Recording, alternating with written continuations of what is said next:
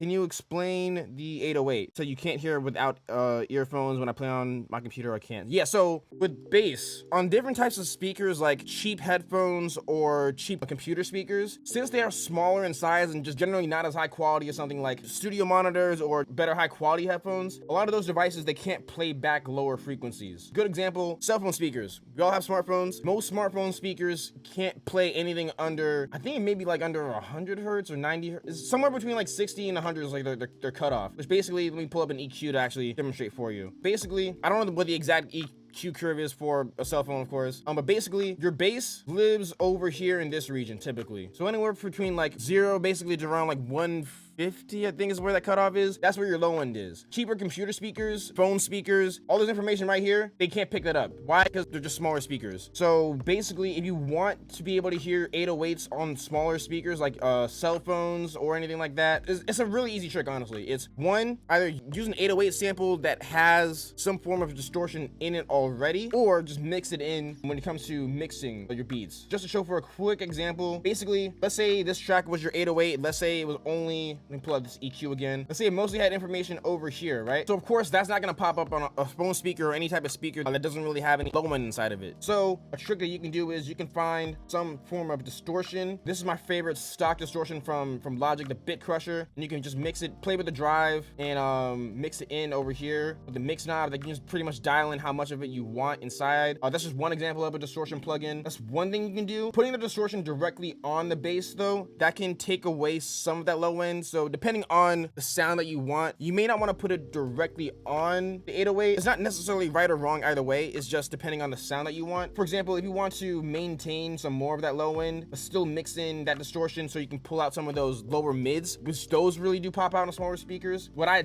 actually do is I have a preset actually I'm gonna pull up. Oh, let me backtrack. So first, I set up this bus over here so that way you can mix in this effect over here, right? So I had this bus. Now I have this EQ right here where I cut out pretty much all the low end, everything below 230 hertz. Then I boost a little bit over here at, let's see, at like 1K, just a little bit over there. And then of course you can tailor that however you want it to sound. That just sounds good to me. And then I have just a distortion plugin. This is my personal favorite distortion plugin that I have, Berserk from Waves. You also can use whatever distortion you want and then just dial in whatever setting you want. And basically what this is doing is, this is where your 808s normally live, right? Everything under like 100 hertz. In order for it to play on a phone speaker that doesn't have this information, but you just need information over here in the lower mids. So where like it doesn't sound like, you know, high and piercing, and it doesn't like, you know, conflict with other instruments like, let's say for example, a piano or vocals, but you're able to mix in basically information that will play back on a less high quality speaker pretty much. And remove all the sounds below 20 hertz, I guess, because that is useless information. Yeah, pretty much. So like, yeah, so basically when you get started with mixing, one of the best things you can do to start out with to get a really clean mix is taking out low end information out of everything that does not need it. For example, vocals don't need anything below like 100 hertz unless it's like a really deep voice. Maybe you might want to cut it off after like 80. Same thing with snare drums, melody loops that don't need that low end information. You can cut all that stuff out and then you can make room for your 808 so that way that can shine. So then that way also is your song or your beat in general is just less muddy. And then when it comes to actually mixing your 808, sometimes, a lot of times actually, your 808 samples can sound pretty good just straight out the box, and it's not that much you want to add to it. You know, you may not always need to like, you know, boost the low end inside of a 808, just depending on the song and the quality of the sample that you use. But if you did notice that you're not really able to hear it on a smaller speaker, then I would recommend doing something like I just showed right here, which is adding some distortion to it and just mix it into taste, and then that way I can bring out some of the lower mids and also just make it sound louder on a smaller speaker.